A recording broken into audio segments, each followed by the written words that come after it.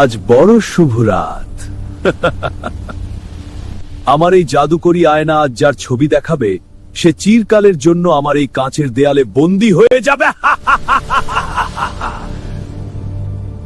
কোন শক্তি তাকে আর বাঁচাতে পারবে না। টোনা, চলো এখান থেকে পালাই। এই শিয়ালটা তো সাধারণ কেউ না, ও মস্ত বড় কোনো তান্ত্রিক। হ্যাঁ টুনি, তুই ঠিক বলেছিস। ওর শক্তি দেখে মনে হচ্ছে আমরা বিপদে পড়েছি। কি করবো তাহলে? পালাতে হবে এখনই। দাঁড়াও টুনি, ভয় পেও না। দেখো ওই না তার বেমডে কমটা বানাতে দেখাচ্ছে। ওটা কিসের আলো টুনি? হ্যাঁ টোনা, এটা অনেক সুন্দর, কিন্তু ভয় লাগছে না তো? না, ভয় নেই, চলো দেখিও। আয়না, ওই নীল আয়নাটা আমাকে ডাকছে। আমাকে যেতেই হবে।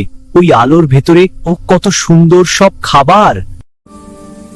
টোনা, ওদিকে গিয়েও না, ফিরে এসো, ওটা শিয়ালের মায়া। টোনা, তুমি কি আমার কথা শুনতে পাচ্ছ? টোনা! আর দেরি নেই, একবার আয়নার ভেতরে ঢুকলে তোকে চিরকালের মতো এই অন্ধকার জগতে বন্দী হতে হবে।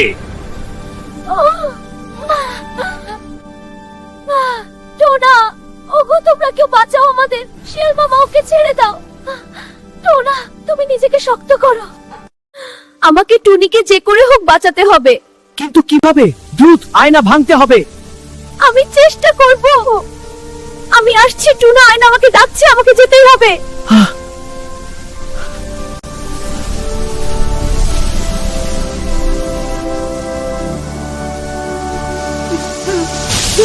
যেও না টুনি, হয় রে আমার 20 বছরের সাধনা সব শেষ হয়ে গেল।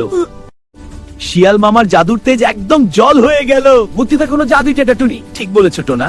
চলো, রাত অনেক হলো, এবার বাসায় গিয়ে টুকিকে নিয়ে শান্তিতে ঘুমাই।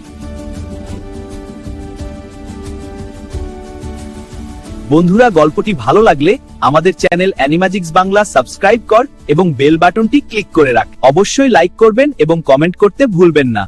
আবার দেখা হবে নতুন কোনো গল্প নিয়ে। Tata tata tata.